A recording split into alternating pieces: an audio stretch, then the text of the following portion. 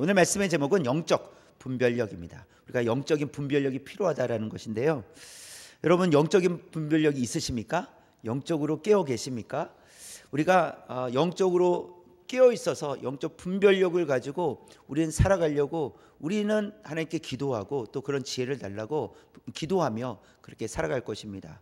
그런데 또 때로는 우리가 그렇게 되길 원하지만, 지혜롭게 살아가길 원하지만 또 실패할 때가 있다라는 거예요.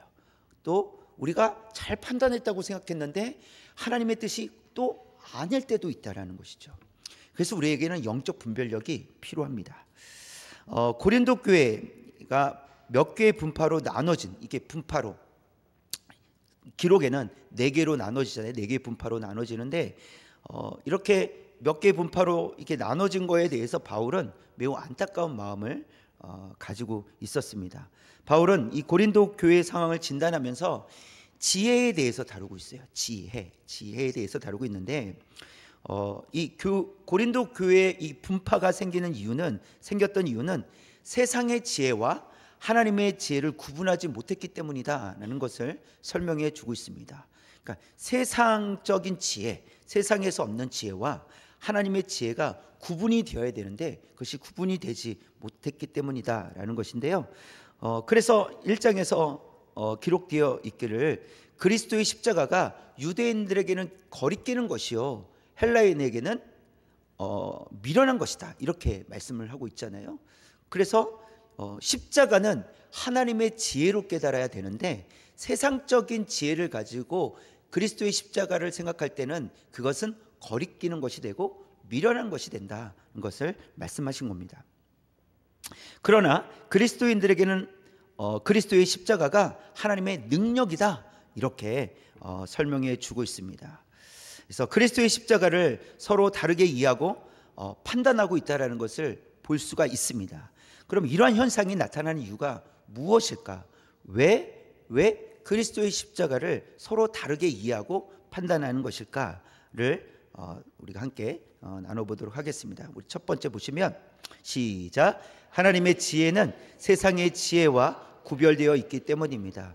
하나님의 지혜는 세상의 지혜와 구별되어 있기 때문에 다를 수밖에 없다는 것을 말씀하시는데요. 6절 말씀 처음부터 시작. 그러나 우리가 온전한 자들 중에서는 지혜를 말하노니 이는 이 세상의 지혜가 아니요 또 이 세상에서 없어질 통치자들의 지혜도 아니요, 이렇게 말씀하고 있습니다.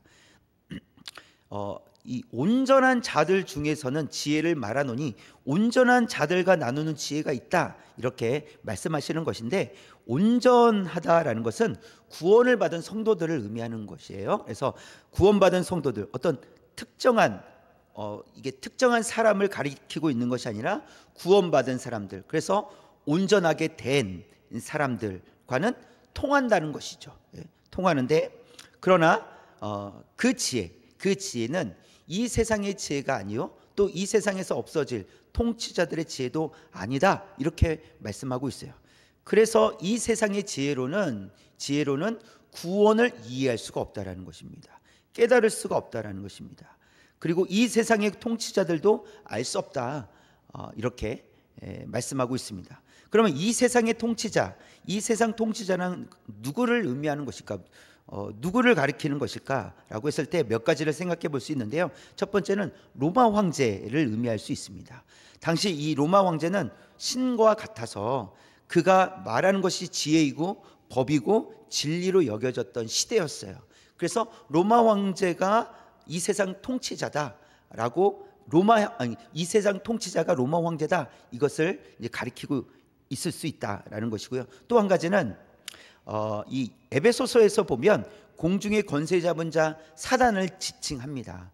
그래서 에베소서도 역시 바울이 쓴 편지이기 때문에 이 세상 통치자의 지혜란 사단이 주는 지혜, 사단이 가지고 있는 것을 의미한다는 것입니다. 또 한 가지는 8절을 보시면 8절 시작. 이 지혜는 이 세대의 통치자들이 한 사람도 알지 못하였나니 만일 알았더라면 영광의 주를 십자가에 못 박지 아니하였으리라. 네, 이것은 이 세대 통치자들이란 예수님을 십자가에 못 박아 죽인 이 종교 지도자들을 또 보여주기도 합니다. 그래서 뭐 로마 황제를 가리키기도 하고요. 또 공중의 권세 잡은 사단을 가리키기도 하고 또 종교 지도자들을 가리키기도 합니다. 이 세상 통치자들을 의미합니다. 그러나 이 세상의 통치자들이 누구이든지 간에 하나님의 지혜와 다르고 하나님의 지혜를 깨달을 수 없다라는 것을 바울이 지금 설명해 주고 있는 거예요. 그것으로는 하나님의 지혜를 깨달을 수 없습니다. 이해할 수 없습니다. 라는 것을 말씀해 주고 있습니다. 그렇다면 왜 누구는 여전히 모르고 누구는 알게 되는 것일까? 여전히 모르는 사람이 있고 또 알게 되는 이유가 무엇일까? 그 이유를 7절에서 말씀하고 계시는데요. 7절 시작. 오직 은밀한 가운데 있는 하나님의 지혜를 말하는 것으로서 곧 감추어졌던 것인데 하나님이 우리의 영광을 위하여 만세 전에 미리 정하신 것이라. 두 가지를 알 수 있어요. 첫 번째는 하나님의 지혜는 감추어져 있었다라는 겁니다.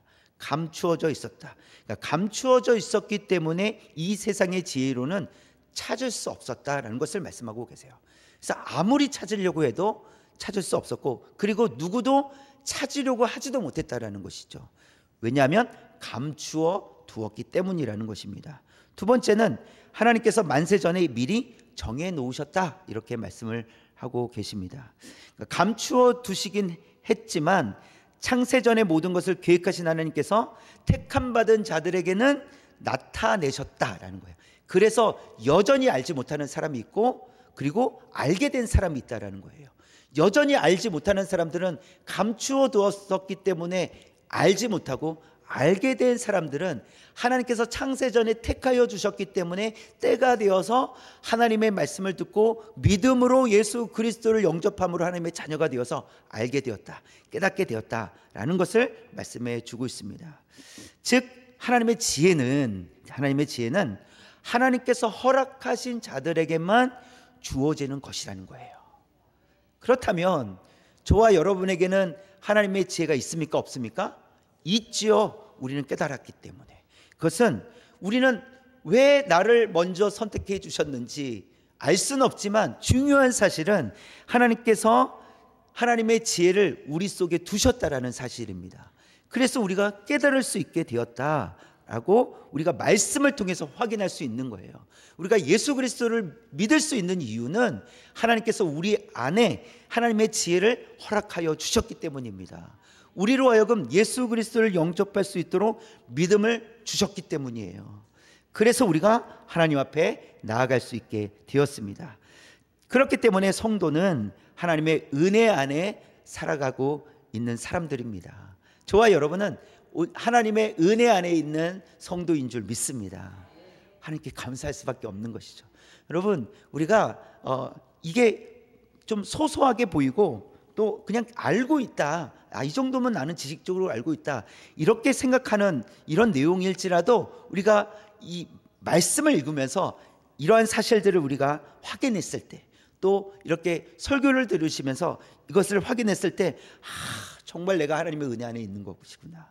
그렇지 않다면 여전히 어둠 속에 여전히 깨닫지 못하는 사람들 그 부류에 내가 있었을 터인데, 그러나 하나님께서 나를 택하여 주시고, 그것도 창세 전에 나를 택하여 주시고 또 하나님의 때에 나를 불러주셔서 하나님의 지혜를 내 안에 주셔서 예수 그리스도를 알게 해주심으로 내가 구원받은 하나님의 백성이 된 것이 정말 하나님의 은혜구나, 정말 하나님의 은혜구나 라는 것을 우리가 감사하며 나아갈 수 있기를 원합니다. 또 하나님의 지혜가 세상의 지혜와 구별되는 이유가 9절에서 또 말씀하고 있는데요. 9절 시작. 기록된 바 하나님이 자기를 사랑하는 자들을 위하여 예비하신 모든 것은 눈으로 보지 못하고 귀로 듣지 못하고 사람의 마음으로 생각하지도 못하였다 함과 같으니라. 기록된 바 이렇게 되어 있어요. 그럼 이 기록된 바는 어디에 기록되었다는 걸까요? 구약 성경에 기록되었다는 거예요. 보니까 이사야서 64장 4절에 있는 말씀이에요. 볼까요? 시작. 주 외에는 자기를 앙망하는 자를 위하여 이런 일을 행한 신을 옛부터 들은 자도 없고 귀로 들은 자도 없고 눈으로 본 자도 없었나이다. 이사야서의 말씀은 무엇이냐면 사람이 본 적도 없고 듣지도 못했고 또 마음으로 생각하지도 못했던 일들을 하나님께서 자기를 사랑하는 사람들에게 마련해 주셨다, 보여주셨다, 알게 하셨다, 이렇게 말씀하시는 거예요. 그러니까 한 번도 사람이 생각할 수도 없었던 일들을 하나님께서 하나님을 사랑하는 자들에게 보여주셨다, 가르쳐 주셨다, 이렇게 말씀하시는데 보세요. 하나님을 사랑하는 자들이라고 했어요. 하나님께서 사랑하는 자들이 아니라 하나님을 사랑하는 자들이라고 표현하시고 계시는데 그 말은 하나님께서 택하신 자들을 얘기하는 거예요. 하나님께서 택한 자들에게는 보여주셨다. 한 번도 사람이 생각해 보지 못한 그 일을 알게 하셨다, 보여주셨다, 이렇게 말씀을 하십니다. 그래서 하나님께서 허락하신 사람들에게만 감추어진 비밀을 공개해 주셨다, 볼 수 있게 해주셨다, 이렇게 열어주셨다, 이렇게 표현할 수 있겠습니다. 열어주셨다. 그래서 예수 그리스도를 믿음으로 구원을 얻게 하셨습니다. 다시 한번 여러분, 그렇기 때문에 우리가 얻게 된 구원은요, 전적인 하나님의 은혜인 줄 믿습니다. 하나님의 은혜예요. 하나님의 은혜예요. 그래서 믿음으로 우리는 지금 당장 하나님께서 우리의 생명을 걷어가셔도, 그러니까 이 육체의 생명을 걷어가셔도 우리는 영원한 하나님 나라에 거할 수 있으니 그것조차 감사할 수 있게 된다는 사실입니다. 전적인 하나님의 은혜로 우리가 변화되었으니 이것이 우리는 하나님으로부터 받은 복이다라고 할 수 있습니다. 우리는 복받은 성도인 줄 믿습니다. 우리가 복받은 성도로서 하나님께 날마다 감사하며 살아갈 수 있기를 주님의 이름으로 축원합니다. 그래서 우리가 두 번째 살펴볼 것은 하나님의 지혜를 어떻게 깨닫느냐는 거죠. 하나님의 지혜를 그럼 어떻게 깨달을 수 있느냐? 두 번째, 시작. 하나님의 지혜는 성령으로만 깨달을 수 있습니다. 하나님의 지혜는 누구를 통해서만 깨달을 수 있습니까? 성령을 통해서만 깨달을 수 있습니다. 그러면 성령은 누구신가에 대해서 12절 말씀 볼까요? 시작. 우리가 세상의 영을 받지 아니하고 오직 하나님으로부터 온 영을 받았으니 이는 우리로 하여금 하나님께서 우리에게 은혜로 주신 것들을 알게 하려 하심이라. 자, 성령님이 어떤 분이신가를 말씀하고 계시는데 성령님은 하나님으로부터 온 영이다, 이렇게 말씀하고 계세요. 요한복음에서는요, 성령을 그리스도의 영, 이렇게 표현하고 계세요. 근데 오늘 말씀 속에서는 하나님께로부터 온 영, 이렇게 표현하고 계시죠. 같은 의미라는 것이죠.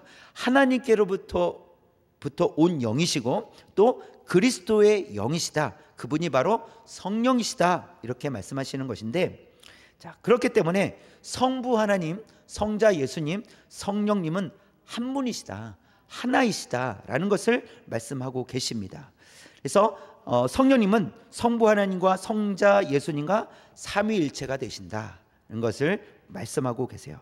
그래서 성령님은 삼위일체 하나님이시기 때문에 성부 하나님의 뜻을 정확하게 알고 계시다는 것을 말씀하십니다. 그렇기 때문에 성령을 통해서만 하나님의 지혜를 깨달을 수 있다라고 설명해 주고 계시는 거예요. 그래서 10절 말씀을 보시면 10절 시작. 오직 하나님이 성령으로 이것을 우리에게 보이셨으니 성령은 모든 것 곧 하나님의 깊은 것까지도 통달하시느니라. 보시면 성령은 모든 것 곧 하나님의 깊은 것까지도, 사람이 알 수 없는 것까지도 다 통달하시느니라, 이렇게 말씀하고 계세요. 이 통달하다라는 단어는요, 통찰하다, 이런 의미예요. 통찰력. 이 통찰력은요, 사물이나 현상을 꿰뚫어 볼 수 있는 능력을 의미합니다. 그게 통찰력이에요. 딱 보면 저런 거야, 그런 의미가 있어라고, 그래서 꿰뚫어 보는 능력이에요. 그래서 성령님은 하나님의 모든 뜻을 다 꿰뚫어 보시는 분이시다, 정확하게 아시는 분이 바로 성령님이시다라는 것을 말씀합니다. 그래서 또 이렇게도 설명을 하고 있어요. 11절 시작. 사람의 일을 사람의 속에 있는 영 외에 누가 알리요? 이와 같이 하나님의 일도 하나님의 영 외에는 아무도 알지 못하느니라. 사람의 일은 누가 알 수 있어요? 자기 자신이 안다는 거예요. 내 머릿속에 있는 생각들은 내가 아는 거예요. 그렇죠? 그것처럼 하나님의 일도 누가 알 수 있는 일이라는 거예요? 하나님의 영만이 아실 수 있는 일이다는 것을 설명해 주고 있습니다. 자, 그렇기 때문에 성령께서만이 하나님의 뜻과 비밀을 정확하게 알려주실 수 있으시다는 것을 말씀하십니다. 그 성령을 누구에게 보내주셨습니까? 우리에게 보내주셨다는 거예요. 여러분, 하나님께서 그 성령을 우리에게 보내주셨습니다. 우리는 하나님의 말씀을 깨닫는 데 있어서 우리의 지식으로 깨닫는 것이 아니라는 거예요. 성령께서 우리로 하여금 깨닫게 하신다는 거예요. 우리로 하여금 알게 하신다는 것이죠. 그래서 하나님께서 성령을 우리에게 보내주셔서 우리로 하여금 하나님의 말씀을 밝히 이해하고 깨달을 수 있도록 우리에게 은혜를 베풀어 주시는 줄 믿습니다. 그래서 우리는 성령님을 사모하는 거예요. 성령님 가르쳐 주십시오라고 우리는 고백해야 된다는 것이죠. 그럴 때 성령님께서 우리에게 가르쳐 주실 줄 믿습니다. 우리가 급하게 결정해야 될 때가 있잖아요. 다급하게 결정해야 될 때가 있잖아요. 그럴 때에도 우리가 순간적으로 성령께서 가르쳐 주시는 대로 결정할 수만 있다면, 여러분, 우리가 무엇을 선택할 수 있겠습니까? 바른 것을 선택할 수 있겠죠. 하나님의 뜻을 선택할 수 있을 것입니다. 그래서 우리가 항상 깨어 있어야 돼요. 그렇게 깨어 있어야 돼요. 성령께서 말씀하여 주시기를, 그리고 성령님의 음성을 들을 수 있기를, 성령님께서 말씀하실 때 그것을 우리가 들을 수 있기를 깨어 있어야 된다는 것입니다. 그래서 우리는 성령님을 그런 의미로서 사모하는 거예요. 사모해야 됩니다. 그렇다면 왜 하나님께서 성령을 우리에게 보내주셨을까? 왜 우리에게 보내주셨을까? 그것도 12절에서 말씀하고 있습니다. 붉은 글씨 시작. 이는 우리로 하여금 하나님께서 우리에게 은혜로 주신 것들을 알게 하려 하심이라. 보세요. 보시면 하나님께서 우리에게 은혜로 주신 것들이 있다라는 거예요. 이미 창세전부터 우리를 택하여 주신 하나님께서 우리에게 필요한 은혜를 다 준비해 놓으셨다라는 거예요. 근데 그 은혜가 무엇인지 어떻게 알 수 있냐는 거예요. 누가 가르쳐 주신다고요? 성령께서 가르쳐 주신다는 거예요. 그래서 우리에게 성령을 보내주셨다라고 말씀하시는 거예요. 성령을 보내주셔서 그 성령을 통해서 하나님의 은혜가 무엇인지, 하나님께서 우리에게 어떤 은혜를 베풀어 주시는지, 어떤 은혜를 준비해 주셨는지 성령을 통해서 가르쳐 주신다는 것을 말씀해 주십니다. 그래서 하나님께서 우리에게 주신 은혜를 성령께서 보증해 주신다라는 거예요. 보증해 주신다. 그러니까 이거죠. 하나님께서 이렇게 많은 은혜를 준비해 놓으셨다라는 것을 성령께서 우리에게 가르쳐 주신다는 거예요. 성령께서 다 가르쳐 주신다. 여러분, 성령님께서 우리 안에서 일하고 계심을 믿습니다. 이것은 하나님의 은혜로 시작이 된 거예요. 창세 전에 우리를 택하여 주시고 우리를 구원하여 주시고 그리스도의 영, 하나님께로부터 온 영이신 성령님을 우리에게 보내주셔서 우리 안에서 지금 일하시고 계시며 우리에게 필요한 은혜를 깨닫도록 하시고, 그 은혜로 인해서 우리로 하여금 믿음으로 살아갈 수 있도록 우리를 인도해 주시는 분이 바로 성령님이시다. 그것을 말씀해 주고 있습니다.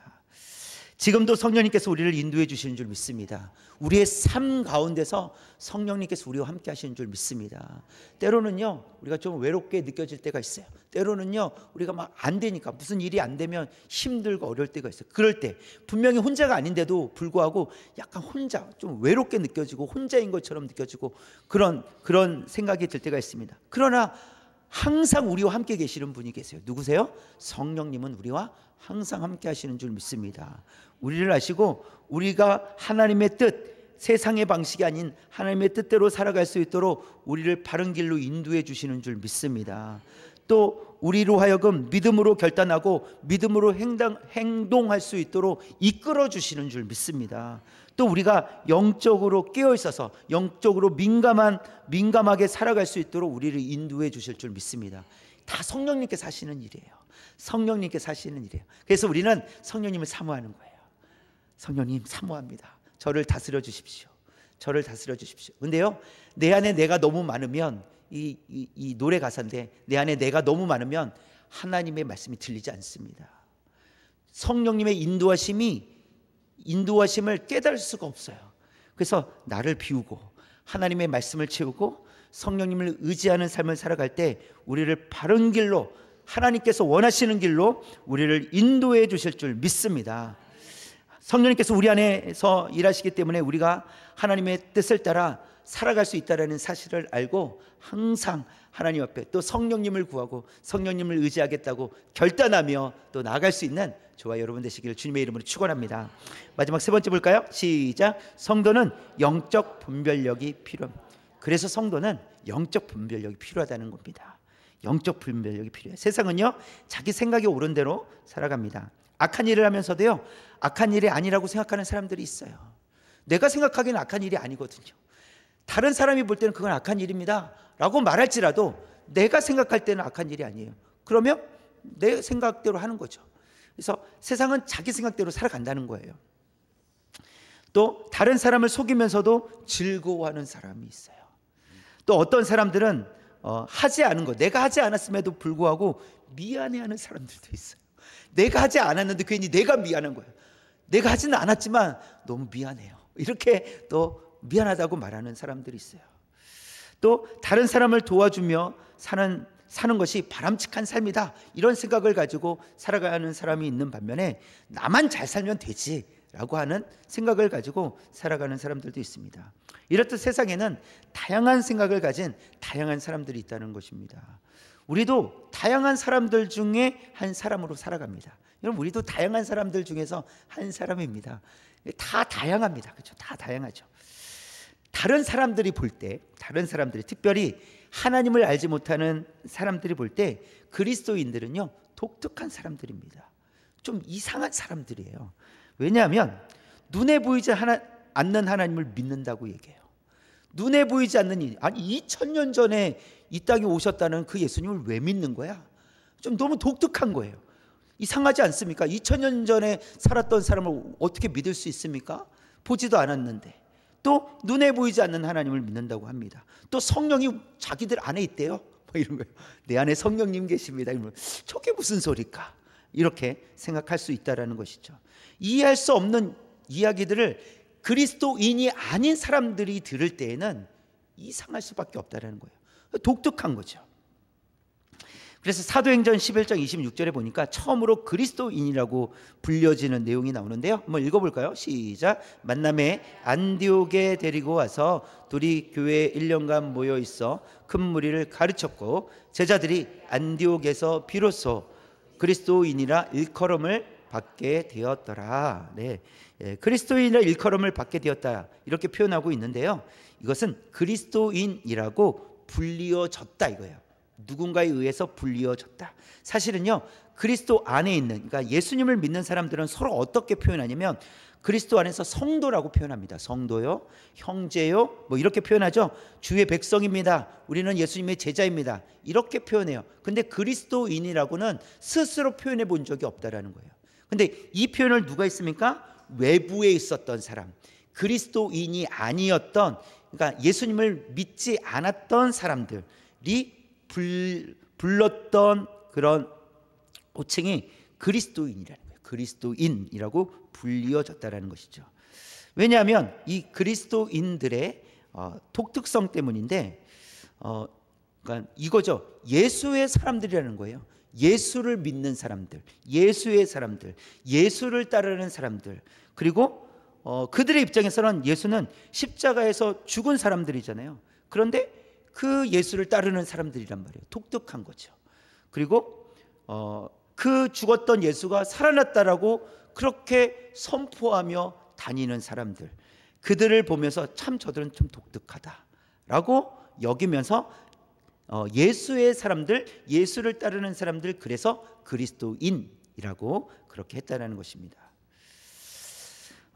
그러나 세상의 지혜를 가진 사람들의 반응은 이 고린도 전서에서 보니까 어땠습니까? 예수의 십자가는 거리끼는 것이었고 미련한 것으로 여겨졌다라고 그렇게 세상은 말하고 있습니다. 그러니까 세상은 그리스도, 그러니까 예수의 십자가에 대해서 거리끼는 것이고 미련하다라고 여전히 그러고 있다라는 것이죠. 그래서 여러분, 우리는 영적 분별력이 없으면 세상의 말이 더 설득력 있어 보일 때가 많아요. 세상의 지혜가 더 좋은 것처럼, 더 이 말씀보다, 하나님의 말씀보다 세상의 이 지혜가 더 높은 것처럼, 더 뛰어난 것처럼 생각할 때가 많습니다. 그래서 우리는 영적 분별력이 필요하다는 거예요. 그래서 우리는 깨어 있어야 된다는 거예요. 그것은 우리가 가진 지식이 그들이 가진 지식과 혹 비교했을 때 그들의 지식을 따라가지 못하는 것이지, 그들이 가진 지식이 하나님의 말씀보다 뛰어나다는 것은 아닙니다. 구분할 수 있어야 돼요. 우리가 아무리 공부를 열심히 해도 어떤 분야를 다 전공할 수는 없잖아요. 그렇잖아요. 다 알 수도 없잖아요. 그래서 어떤 분야의 전공자들, 거기 뛰어난 사람들은 자기 주장을 합니다. 공부를 많이 했으니까 할 얘기도 얼마나 많겠어요. 그리고 뭐 내 말이 맞고 당신 말이 틀렸다라고 이렇게 주장할 수도 있죠. 그렇다고 해서 그들이 가진 지혜가 하나님의 말씀보다 더 뛰어나느냐? 그렇지 않다라는 사실이에요. 그렇지 않다. 그래서 우리는 분별력이 필요합니다. 세상은 십자가에서 죽은 사람을 왜 믿느냐라고 얘기합니다. 그들이 상식선에서 얘기를, 아니 십자가에서 죽은 사람을 왜 믿어요? 라고 상식선에서 말할 수 있어요. 또 왜 70번씩 7번이나 용서하며 살아가느냐고 그렇게 물을 수도 있어요. 그럼 미련한 거 아닙니까? 어떻게 그렇게 용서하며 살아갑니까? 세상을 잘못 사는 거예요. 이렇게 오히려 그렇게 말한다고요. 또 눈에 보이지 않는 존재를 어떻게 믿을 수 있냐고, 그렇게 세상적인 관점, 세상의 지식을 가지고, 지혜를 가지고 따져 물을 수 있다라는 것입니다. 여러분, 그래서 우리 다음 세대들이 점점 힘을 잃어가요. 영적인 힘을 잃어갑니다. 어떤 의미 있냐면, 학교에서 이제 과학 시간에 배우는 것과 성경에서 말씀하시는 것이 서로 달라요. 그래서 그런데 단지 달라서 문제가 아니라, 문제는 이런 거예요. 학교에서 배우는 것은 과학이다, 이렇게 생각해요. 학교에서 배우는 것은 과학이다. 그러나 교회에서 배우는 것은 종교이기 때문에 과학이 더 신뢰할 만하다. 그래서 학교에서 배우는 것이 더 옳다, 맞다, 이렇게 생각하게 된다는 거예요.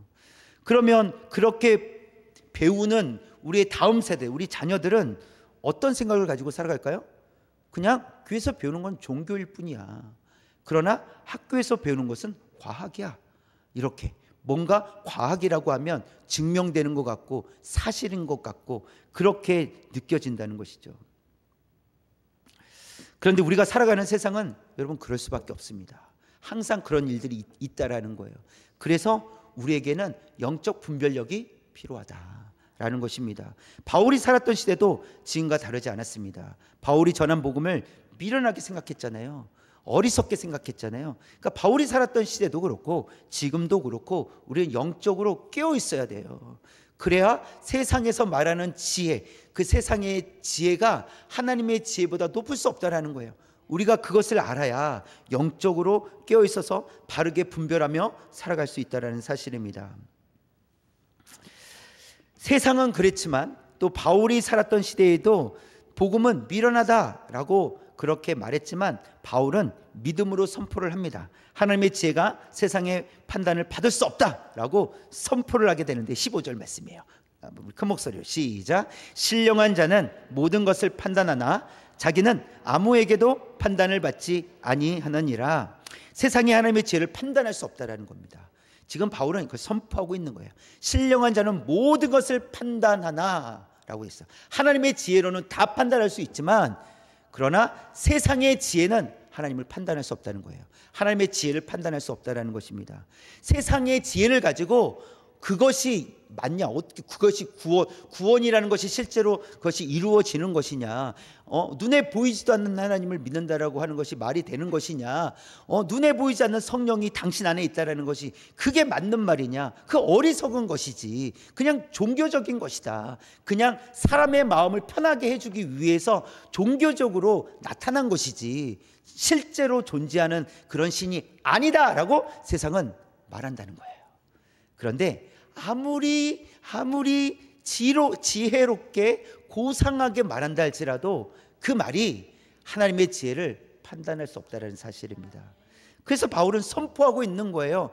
신령한 자는 모든 것을 판단하나 자기는 아무에게도 판단을 받지 아니하느니라 라고 선포하고 있는 거예요. 그래서 가끔 제가 이렇게 표현해요. 쫄지 마시라고.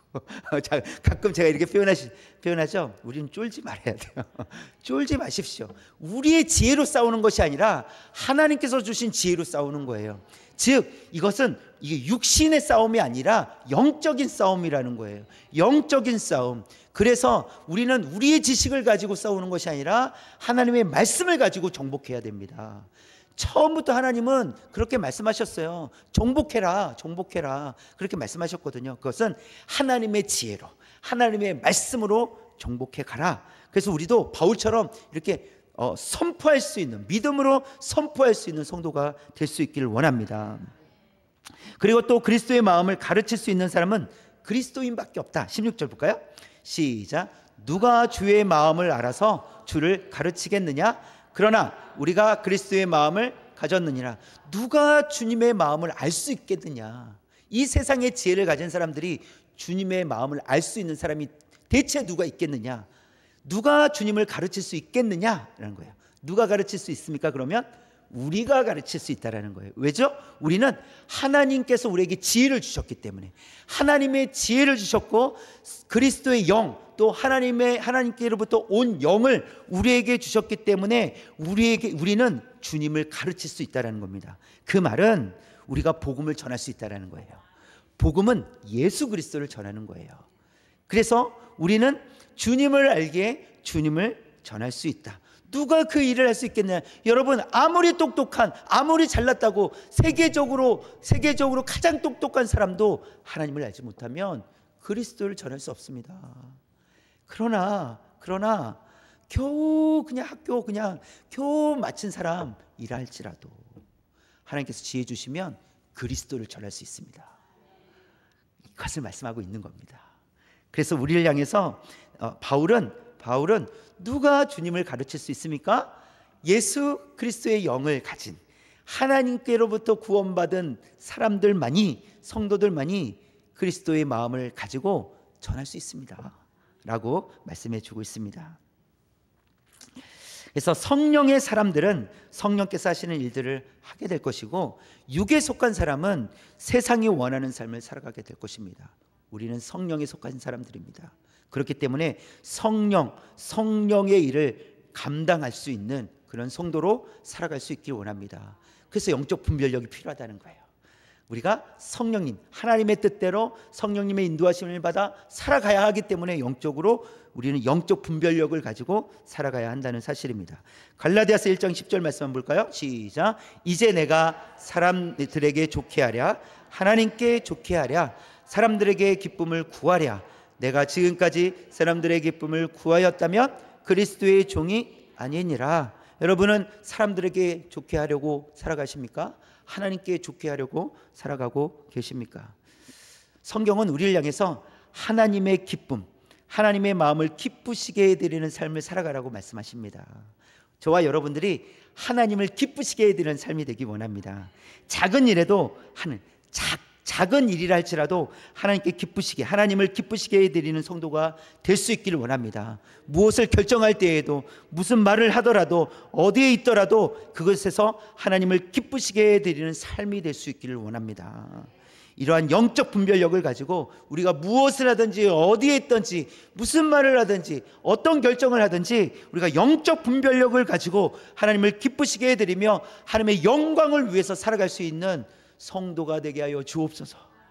그런 마음을 가지고 오늘 또 기도하며 나아갈 수 있기를 주님의 이름으로 축원합니다.